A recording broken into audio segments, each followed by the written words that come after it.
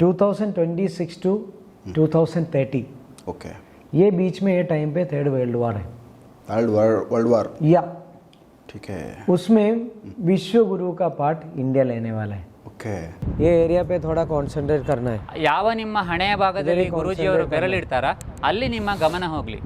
इधर ಕಾನ್ಸಂಟ್ರೇಟ್ करना है, यही एरिया पे ಕಾನ್ಸಂಟ್ರೇಟ್ करना है।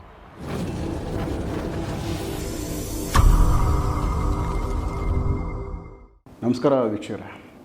नमस्ते गुरुजी, नमस्कार गुरुजी। नमस्ते गुरुजी, अभी न्यूज़ में हम लोग देख रहे हैं बांग्लादेश में बहुत झगड़ा हो रहा है और उसका हसीना प्रधानी भी वो देश छोड़ के अभी इंडिया में आया, इधर हमारा मतलब प्रोटेक्शन में है। ये मतलब ये झगड़ा नहीं होगा तो लोग न्यूज़ में हम लोग देखा कि कुछ रिजर्वेशन के लिए अभी वो स्वतंत्र होराटगार और मिलिट्री वो पुराना वालों के लिए रिजर्वेशन देने के लिए कुछ प्रोग्राम चल रहा है, ऐसे हम लोग देख रहे हैं। सो ओरिजिनल इसमें क्या हो रहा है और इतना बड़ा वो झगड़ा और मंदिर और जला रहा है, हिंदू लोगों के लिए मार रहा है, ये सभी कैसे गुरुजी, क्या हो रहा है इधर? ये देखो, ये प्रवचन की तरह मत ले लो, ये जो सच होने वाला मेडिटेशन में ऑलरेडी देख चुका है, इसलिए बताने में कोई टेंशन नहीं। अभी एक सिंपल एग्जांपल बोल के मैं इसमें वापस आएगा। जो केरला का एमपी, पहले एमपी है, बीजेपी एमपी है सुरेश गोपी। जो मिस्टर सुरेश गोपी एमपी बनने से पहले, इलेक्शन लड़ने से पहले मेडिटेशन में हमने देखा था हमारा सुरेश गोपी मुख्यमंत्री बनेगा। ये कभी किसी को सोच भी नहीं सकता था। कितना दिन पहले आप बोला था गुरुजी? मतलब 7-8 महीना पहले बोला था। सो ऑलरेडी वीडियो है यूट्यूब में। ओके, तब लोग मुझे ऐसा मतलब बहुत गाली गलौज दे रहा था, लोग बोल रहा था मगर एमपी बना, वो मुख्यमंत्री भी बनेगा। उसी टाइम पे मैंने और एक सेंटेंस भी बोला था, थर्ड वर्ल्ड वॉर शुरू होने वाला है 2026 टू 2030। ओके, ये बीच में ये टाइम पे थर्ड वर्ल्ड वॉर है, थर्ड वर्ल्ड वॉर, या ठीक है, उसमें विश्व गुरु का पार्ट इंडिया लेने वाला है। ओके, अभी उसमें इंडिया सबसे मेन रोल हैंडल करने वाला है। Super, India going to be super power. India का संस्कृति लोग पूरा पहुंचने वाला है। कुछ संस्कृति दुनिया में मतलब सत्यानाश हो जाएगा। ओके, उसका एक स्टार्टिंग है जो कुछ टाइम पहले एक वॉर से शुरू हो गया, अभी बीच में इधर उधर चल रहा है। एवरीवेयर इंडिया कनेक्टेड होगा, इंडिया का ही मतलब consulting through India everywhere India चर्चा है। हाँ, कुछ सालों पहले तक इंडिया का नाम कहीं भी नहीं था। हाँ गुरुजी, जो हो रहे सब अच्छा के लिए हो रहे। अभी कलियुग स्टार्ट हो गया है। ಗುರೂಜಿಯವರು ಹೇಳ್ತಾರೆ, ಇದನ್ನು ಪ್ರವಚನದ ರೀತಿಯಲ್ಲಿ ನೀವು ತಗೊಳ್ಬೇಡಿ, ಇದು ನಮಗೆ ಧ್ಯಾನದಲ್ಲಿ ಕಂಡಿತ್ತು ಅಂತ. ಈಗ ನೀವು ಬಾಂಗ್ಲಾದೇಶ ಶೇಖ್ ಹಸೀನಾನ ಪ್ರಸ್ತಾಪ ಮಾಡಿದ್ದೀರಿ, ಅವರು ಬಂದು ನೋಡಿ, ನೀವು ಗಮನಿಸಬೇಕು, ಎಲ್ಲ ಆಶ್ರಯಕ್ಕೆ ಬರುವುದು ಭಾರತದ ಕಡೆಗೆ ಅಂತ. ಜೀವದ ವಿಚಾರ ಬಂದಾಗ ಬರುವುದು, ನೆಮ್ಮದಿಗೆ ಬರುವುದು, ಅದನ್ನು ನಾವು ಆ ರೀತಿ ತಿಳ್ಕೊಳ್ಬೇಕಂತ ನನ್ನ ಒಂದು ಸಣ್ಣ ಅಭಿಪ್ರಾಯ ಅಷ್ಟೇ. ಭಾರತಕ್ಕೆ ಬಂದರು ನೋಡಿ, ಕೇರಳದ MP ಇದ್ದಾರೆ ಸುರೇಶ್ ಗೋಪಿ ಅಂತ. ಇವರ ಬಗ್ಗೆ ಈ ಹಿಂದೆ ಗುರೂಜಿಗೆ ಕಂಡಿತ್ತಂತೆ, ಒಬ್ಬ ಸಾಮಾನ್ಯ ವ್ಯಕ್ತಿ ಒಬ್ಬ MP ಆಗಿ ಹೇಗೆ ಪರಿವರ್ತನೆ ಹೊಂದಿದ ಅಂತ. ಅದು ಅಲ್ಲ, ಅದು ಧ್ಯಾನದಲ್ಲಿ ಕಂಡಿತ್ತು. ಇದನ್ನೇ ಅದು MP ಮಾತ್ರ ಅಲ್ಲ, ಮುಂದಕ್ಕೆ ಕೇರಳದ ಮುಖ್ಯಮಂತ್ರಿ ಆಗ್ತಾರೆ ಎಂಬ ಇದು ವಿಚಾರ ಕೂಡ ಗುರೂಜಿಯ ಧ್ಯಾನದಲ್ಲಿ ಗೋಚರಿಸಿದಂತೆ. ಇದನ್ನು ಹೇಳುವಾಗ ಬಹಳಷ್ಟು ಜನ ಅದಕ್ಕೆ ಬೇರೆ ರೀತಿಯಲ್ಲಿ ಟಿಪ್ಪಣಿ ಮಾಡಿದ್ರು ಅಂತ ಗುರೂಜಿ ಹೇಳೋದು. ಮತ್ತೆ ಆ ನಂತರ 2026ರಿಂದ ವಿಶ್ವಯುದ್ಧ ಶುರು, 30ರ ತನಕ ಮೂರನೆಯ ವಿಶ್ವಯುದ್ಧ ಶುರು ಆಗ್ತದೆ ಅಂತ ಹೇಳ್ತಾರೆ ಗುರುಜಿ. ಈಗ ಆದದ್ದೊಂದು ನೆಪ ಮಾತ್ರ ಅಂತ. ಈಗ ಏನೋ ಅಲ್ಲಿ ಒಂದು ದಂಗೆ ಆಯ್ತಾ, ಅದು ನೆಪ ಮಾತ್ರ. ಆದರೆ ಈ ವಿಶ್ವಯುದ್ಧದಲ್ಲಿ ಪ್ರತಿ ಜಾಗದಲ್ಲೂ ಕೂಡ ಶಾಂತಿಯ ಪ್ರತಿನಿಧಿತ್ವವನ್ನು ವಹಿಸಲಿಕ್ಕೆ ಭಾರತ ಮುಂಬರ್ತದೆ ಅಂತ. ಹಿಂದೊಂದು ಕಾಲದಿತ್ತು ಭಾರತೀಯರು ಅಂತ ಹೇಳಿದ್ರೆ ಯಾರಿಗೂ ಪರಿಚಯ ಇರಲಿಲ್ಲ. ಆದರೆ ಈಗ ನಮ್ಮ ಭಾಳ ಹೆಮ್ಮೆಯಿಂದ ಹೇಳಲಿಕ್ಕೆ ಇಷ್ಟಪಡ್ತೇನೆ, ಒಬ್ಬ ಭಾರತೀಯ ಪ್ರಜೆಯಾಗಿ ನಮ್ಮ ನರೇಂದ್ರ ಮೋದಿಯವರು ಪ್ರಧಾನಿಯವರ ಆದ ಮೇಲೆ ಎಲ್ಲ ಕಡೆ ಭಾರತ ಮೋದಿ ಭಾರತ ಮೋದಿ ಭಾರತ ಮೋದಿ ಅಂತ ಬರ್ತಾ ಉಂಟು.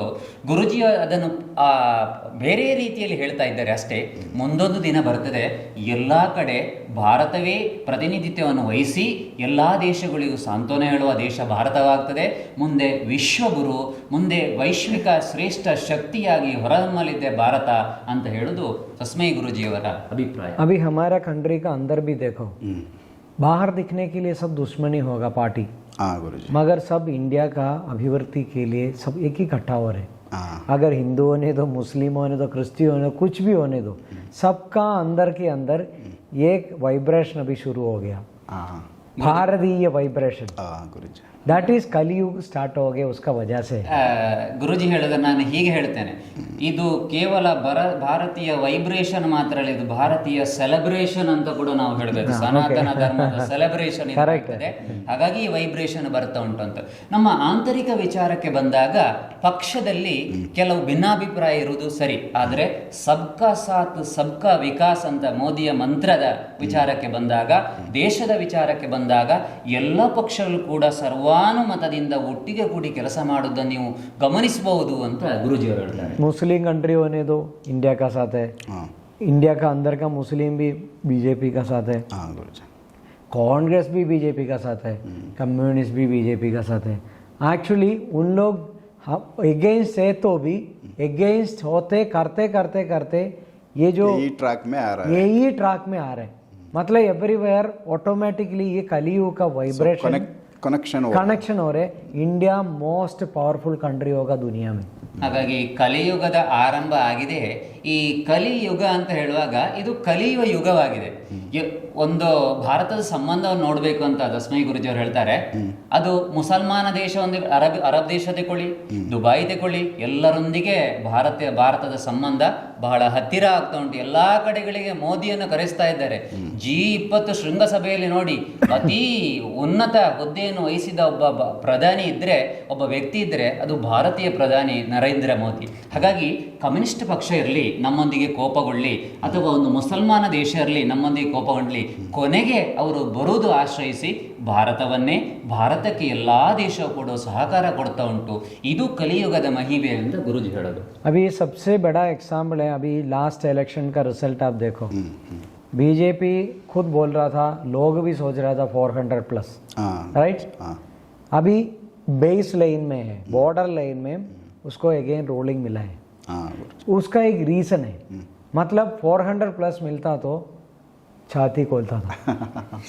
सर्वाधिकारी. एग्जैक्टली. अभी क्या है, बॉर्डर लाइन में बैलेंस करना है, सुनने का. एग्जैक्टली. अभी क्या हो गया, सारा कंट्री को मतलब हम सुनेगा, हमारा अंदर का बात भी सुनेगा. हम सबको साथ एक विनम्रता से जा रहे हैं. हम जानबूझ के नहीं, ये एक ब्रह्मज्ञानी कंट्री जैसा हो गया. मतलब हमारा कंट्री का ये जो वैल्यू है टोटली डिफरेंट हो गया. मतलब हमको तोड़ने के लिए उन लोग कोशिश कर रहा था, मगर तोड़ नहीं पाया. हम जिया, हम मरते मरते मरते जी रहे. मतलब उसी तरह मरते जीते वक्त हमको आगे जाने में बहुत ताकत मिलता है, सबका सपोर्ट ज़्यादा मिलता है. मतलब इंडिया को कोई भी तरह, ये जो बांग्लादेश, बाकी कोई कंट्री का अंदर जो इंटरनल पॉलिटिक्स हो गया, इंटरनल वार हो गया, हमको हमारा कंट्री सत्यानाश हो जाएगा. ये सत्यानाश करने के लिए किसी को मन में मनमानी नहीं लगेगा ये कंडीशन में. ಗುರುಜಿ ಹೇಳ್ತಾರೆ, ಬ್ರಹ್ಮಜ್ಞಾನದ ನೆರಳಲ್ಲಿ ಬ್ರಹ್ಮಮಯವಾಗ್ತಾ ಉಂಟು ನಮ್ಮ ಭಾರತ ದೇಶ ಅಂತ. ನೋಡಿ, ನಮಗೆ ಒಂದು ಕಾಲ ಇತ್ತು, ನಾವು ಸತ್ತು ಸಾಯುವುದು ಬದುಕುದು ಅಂದ್ರೆ ಜೀವನವನ್ನು ಕೈಯಲ್ಲಿ ಪಣಕ್ಕಿಟ್ಟು ನಾವು ಬದುಕ್ತಾ ಇರುವಂತ ಒಂದು ಕಾಲ ಇತ್ತು ಅಂತ ಗುರುಜಿ ಹೇಳ್ತಾ ಇದ್ರು. ಯಾವಾಗ ಸಂಘರ್ಷ ಇರುತ್ತದೋ ಆಗ ಜೀವನದ ಬೆಲೆ ಗೊತ್ತಾಗ್ತದೆ, ಆಗ ಜೀವನಕ್ಕೆ ದಾರಿ ತೋರ್ತದೆ ಅಂತ. ಒಂದು ಚುನಾವಣಾ ವಿಚಾರಕ್ಕೆ ಬರುವಾಗ ಗುರುಜಿಯವರು ಹೀಗೆ ಹೇಳ್ತಾರೆ, 400+, 400ಕ್ಕಿಂತ ಹೆಚ್ಚಿನ ಬಹುಮತದಲ್ಲಿ ನಾವು ಗೆಲ್ತೇವೆ ಅಂತ ಒಂದು ಪಕ್ಷಕ್ಕೆ ಒಂದು ಬಿಜೆಪಿ ಅವರು ಹೇಳ್ತಾ ಇದ್ರು. ಆ ಪಕ್ಷಕ್ಕೊಂದು ಆತ್ಮವಿಶ್ವಾಸ ಇತ್ತು. ಆದರೆ ಅವರು ಬಂದದ್ದು ಮಧ್ಯಭಾಗದಲ್ಲಿ. ಯಾಕೆ? ಇದರ ಹಿಂದೆ ಒಂದು ಕಾರಣ ಇದೆ ಅಂತ ಗುರೂಜಿ ಅವರು ಹೇಳ್ತಾರೆ. ಒಂದೊಮ್ಮೆ 400ರ ಗಡಿಯನ್ನು ದಾಟಿ ಯಶಸ್ಸನ್ನು ಪಡಿತಿದ್ರೆ ಇವರು ಸುಖದ ಸಂಪತ್ತಿನಲ್ಲಿ ಮೈ ಮರಿತಾ ಇದ್ರು ಅಂತ ಹೇಳ್ತಾರೆ. ಹಾಗಾಗಿ ಇವರಿಗೆ ಎಚ್ಚರಿಕೆ ಅಂದರೆ ಇದರ ಹಿಂದೆ ಉನ್ನತಿ ಅಡಗಿದೆ. ಗಡಿಯ ವಿವಾದವೂ ಕೂಡ ನಿವಾರಣೆ ಆಗ್ತದೆ. ಅಲ್ಲದೆ ಆಂತರಿಕ ಸ್ಥಿತಿಗತಿ ಹೇಗುಂಟು ಅದರ ಕಡೆಗೆ ಪರಾಮರ್ಶನೆ ಮಾಡಲಿಕ್ಕೆ, ಅದರ ಕಡೆಗೆ ದೃಷ್ಟಿ ಹಾಯಿಸಲಿಕ್ಕೆ, ಭಾರತದ ಅಭಿವೃದ್ಧಿಯ ಜೊತೆಗೆ ಹೊರದೇಶದಲ್ಲೂ ಕೂಡ ನಮ್ಮನ್ನು ಭಾರತವನ್ನು ಮಿಂಚಿಸುವಲ್ಲಿ ಈ ಚುನಾವಣೆಯ ಫಲಿತಾಂಶ ಮಹತ್ತರವಾದ ಪಾತ್ರವನ್ನು ವಹಿಸಲಿಕ್ಕೆ ಕಾರಣ ಇದೆ ಅಂತ ಗುರುಜಿ ಹೇಳ್ತಾರೆ. ये बहुत बड़ा और एक सीक्रेट भी इसका साथ में जोड़ रहा हूँ. ಇದರ ಹಿಂದೆ ಬಹಳವಾದ ಇನ್ನೊಂದು ರಹಸ್ಯವನ್ನು ಕೂಡ ಜೋಡಿಸಲಿಕ್ಕೆ ಗುರುಜಿಗೆ ಇಷ್ಟ. अभी हम सबका अंदर नहीं बाहर ऐसा ही चर्चा हो रहा था, वोटिंग मशीन टैम्परिंग होता है. ಸಾಮಾನ್ಯವಾಗಿ ನಮ್ಮಲ್ಲಿ ಒಂದು ಹೊರಗೆ ಮಾತ್ರ ಅಲ್ಲ, ಮನಸ್ಸಲ್ಲಿತ್ತಂತೆ ಈ ವೋಟಿಂಗ್ ಮಿಷನಲ್ಲಿ ಏನಾದರೂ ಸ್ವಲ್ಪ ಅಸ್ತವ್ಯಸ್ತ ಮಾಡಬಹುದು, ನಮಗೆ ಬೇಕಾದಕ್ಕೆ ಅದನ್ನು ಬದಲಾಯಿಸಬಹುದು ಎಂಬ ಒಂದು ವಿಚಾರ ಇತ್ತು. ओके, इसी तरह हम सोचता था अभी 400 प्लस मिला, सोचो मेरा अंदर भी आपका अंदर भी थोड़ा से एक काला थॉट आता था, इसमें मशीन टैम्परिंग है क्या, है ना? ಹಾಗಾಗಿ ಗುರುಜಿ ಹೇಳ್ತಾರೆ ನಂತರದ ಕ್ಷಣದಲ್ಲಿ ನಮಗೆ ಬಂದತ್ತೆ ಇದರಲ್ಲಿ ಏನಾದರೂ ಬದಲಾವಣೆ ಮಾಡಲಿಕ್ಕೆ ಸಾಧ್ಯವಾ ಅಂತ ಅದನ್ನು ನೋಡಿದ ಮೇಲೆ ನಮ್ಮ ಮನಸ್ಸಲ್ಲಿ ಬರ್ತಿತ್ತಂತೆ. विदेश सपोर्ट बाकी लोगों को मिलने का बावजूद भी ये बराबर मतलब टिक पाया. मतलब बॉर्डर लाइन में कंट्रोल बीजेपी का हाथ में है. इसका मतलब क्लीन चिट है, इधर कोई मिशन टैम्परिंग नहीं चल रहे. इंडियन पॉलिटिक्स ऑलवेज ट्रांसपेरेंसी है. इंडिया का ऊपर लोगों का विश्वास ज़्यादा बढ़ गया. पूरा विश्व में इंडियन पॉलिटिक्स का विश्वास बढ़ गया. This is not a small thing, बहुत सीक्रेट थिंग है. ಈ ವಿದ್ಯುನ್ಮಾನೀಯ ಯಂತ್ರ ಬಂದ ಮೇಲೆ ಭಾರತದ ರಾಜಕೀಯಕ್ಕೆ ಮಹತ್ತರವಾದ ಜಯ ಲಭಿಸಿದೆ ಅಂತ ಗುರುಜಿ ಹೇಳ್ತಾರೆ. ಈಗ ಒಂದು ಬಾರ್ಡರ್ ಲೈನ್ ಮಧ್ಯಭಾಗದಲ್ಲಿ ನಿಂತಿದ್ದು ವಿದೇಶಿಯರ ಸಹಕಾರ ನಮಗೆ ಇದ್ರೂ ಕೂಡ ಇದು ಜಯ ಲಭಿಸಿದ ಉಂಟಲ್ವಾ, ಇದು ಏನಂತ ಗುರುಜಿ ಹೇಳೋದು, ಇದು ಭಾರತೀಯ ರಾಜಕೀಯದ ಮೇಲೆ, ಭಾರತೀಯ ಆಡಳಿತದ ಮೇಲೆ ಜನಗರಿರುವ ಅಪಾರವಾದ ವಿಶ್ವಾಸದ ಸಂಕೇತ. ಹಾಗಾಗಿ ನಮ್ಮ ಭಾರತೀಯತೆಯ ರಾಜಕೀಯಕ್ಕೆ ಸಿಕ್ಕಿದ್ದ ಜಯ ಅಂತ ಗುರುಜಿ ಹೇಳೋದು. अभी जिंदगी भर बीजेपी रूल करने दो, फिर भी लोगों को कभी ईवीएम मशीन में अनुमान नहीं आता, ये अनुमान नहीं होगा, ये कभी भी चिंता नहीं होगा मशीन टैम्परिंग हो रहे, बिकॉज विश्वास जीत लिया.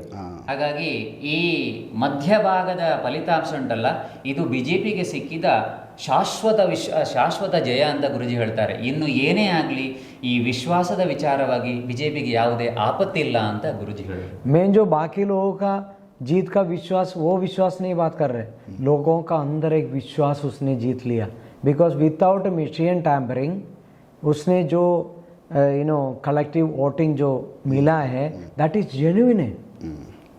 इससे पहले तक जो मैनिपुलेशन हम सोच रहा था नहीं तो नो होता था, ये कभी इंडिया में नहीं हो रहे.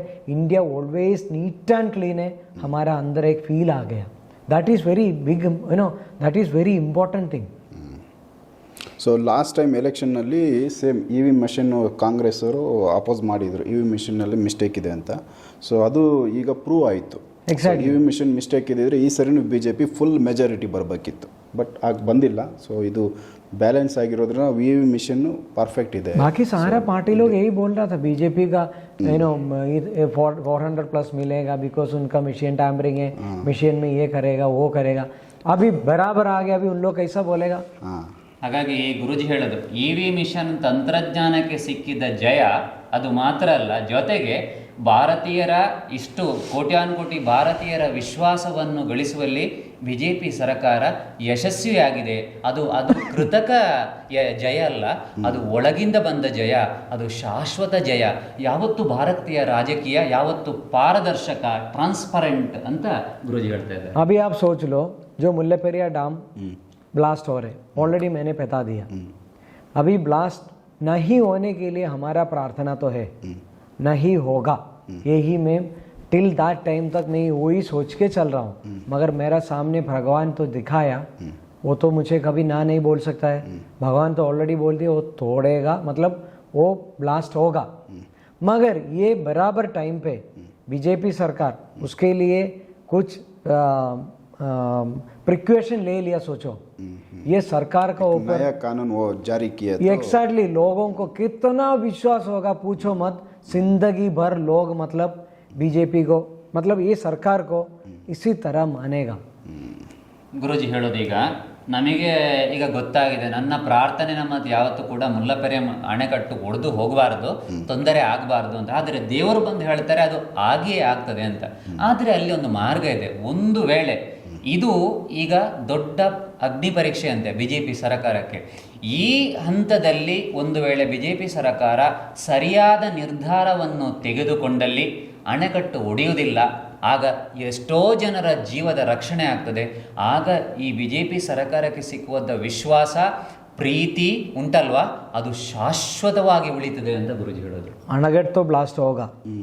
बीजेपी एक्चुअली उसका कानून का साइड देखे जाएगा तो बीजेपी को कुछ नहीं कर सकता है, because it's a internal war है।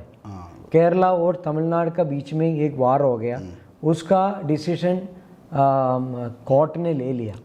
अभी केंद्र सरकार को इसका ऊपर कुछ नहीं कर सकता है, बिकॉज उन्हीं का ऊपर एवरीथिंग। सो अभी दोनों सरकार मिलके उसको एग्जैक्टली कुछ ना कुछ करके इनका एक सोल्यूशन निकालना है, पीपल को निकालना है। पानी तो मतलब पानी छोड़ेगा तो ब्लास्ट नहीं होगा ना, अभी से शुरू किए तो एग्जैक्टली कुछ ना कुछ करेगा तो देन पीपल को समझ में आ गया वी टू के फंटास्टिक डिसीजन।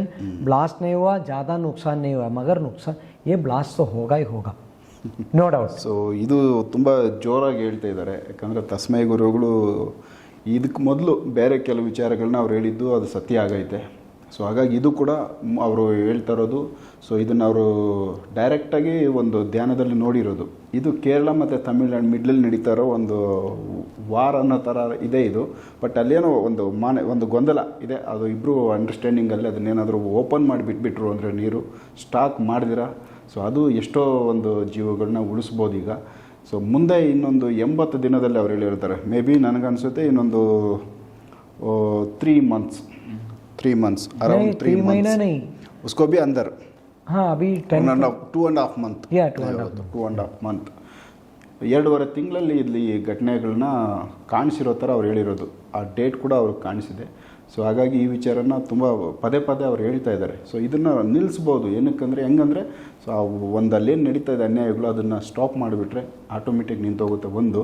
ಮತ್ತು ಆ ಡ್ಯಾಮನ್ನು ತುಂಬ ಸ್ಟೋರೇಜ್ ಮಾಡಿದ್ರೇ ನೀರು ಬಿಟ್ಬಿಡೋದು ಸಮುದ್ರಕ್ಕೆ. ಸೊ ಆವಾಗ ಡ್ಯಾಮ್ ಖಾಲಿ ಆಯಿತು ಅಂದಾಗ ಸೊ ಇದು ಸೇಫ್. ನಾಳೆ ದಿವಸ ಅದು ಏನೂ ಆಗೋಲ್ಲ. ಮತ್ತು ಅದನ್ನು ರಿಪೇರಿ ಮಾಡಿ ಮತ್ತೆ ಅದನ್ನು ಮತ್ತೆ ಡ್ಯಾಮು ಮತ್ತೆ ತುಂಬಿಸ್ಬೋದು. ಸೊ ಈ ವಿಚಾರ ಸೊ ಅಲ್ಲಿನ ಸರ್ಕಾರಗಳಿಗೆ ಇದು ವಿಡಿಯೋ ಶೇರ್ ಆಗುತ್ತೋ ಇಲ್ಲೋ ಗೊತ್ತಿಲ್ಲ. ಬಟ್ ಅಲ್ಲಿಗೆ ರೀಚ್ ಆಯಿತು ಅಂದರೆ ತುಂಬ ನಾವು ವಿಡಿಯೋ ಮಾಡಿದ್ದಕ್ಕೂ ಒಳ್ಳೆಯದಾಗುತ್ತೆ. ನಾವು ಕನ್ನಡದಲ್ಲಿ ಮಾತಾಡ್ತಾಯಿದ್ವಿ, ಗುರುಗಳು ಹಿಂದಿಯಲ್ಲಿ ಮಾತಾಡ್ತಾವ್ರೆ, ಬಟ್ ಅವ್ರಿಗೆ ಅರ್ಥ ಆಗ್ಬೋದು ಸೊ ಈ ಡ್ಯಾಮ್ ಬಗ್ಗೆ ಅವ್ರು ಮಾತಾಡ್ತಾವ್ರೆ ಅಂತ. ಈ ವಿಡಿಯೋಗಳನ್ನ ಆದಷ್ಟು ಅವರಿಗೆ ತಲುಪೋವರೆಗೂ, ತಮಿಳುನಾಡು ಕೇರಳ ಆ ಜನಕ್ಕೆ ತಲುಪೋವರೆಗೂ ವಿಡಿಯೋ ಶೇರ್ ಮಾಡಿ. ಯಾರಿಗಾದರೂ ಇದು ಹೋಗಿ ಶೇರ್ ಆಯಿತು ಅಂದಾಗ ಮುಂದೆ ಆಗೋ ಒಂದು ದೊಡ್ಡ ಅನಾಹುತನ ತಪ್ಪಿಸೋ ಒಂದು ಕೆಲಸ ಆಗುತ್ತೆ. ಸೊ ಈ ವಿಚಾರ ನಿಮಗೆ ನಾನು ತಿಳಿಸಿದ್ದೀನಿ. ಸೊ ಇನ್ನೂ ಬೇರೆ ವಿಚಾರಗಳು ತಸ್ಮೈ ಗುರುಗಳ ಜೊತೆ ಮಾತಾಡ್ತಾ ಹೋಗ್ತೀನಿ. ಸೊ ಮುಂದಿನ ವಿಡಿಯೋಗಳನ್ನ ನೋಡ್ತಾ ಹೋಗಿ ವೀಕ್ಷಕರೇ. ನಮಸ್ಕಾರ.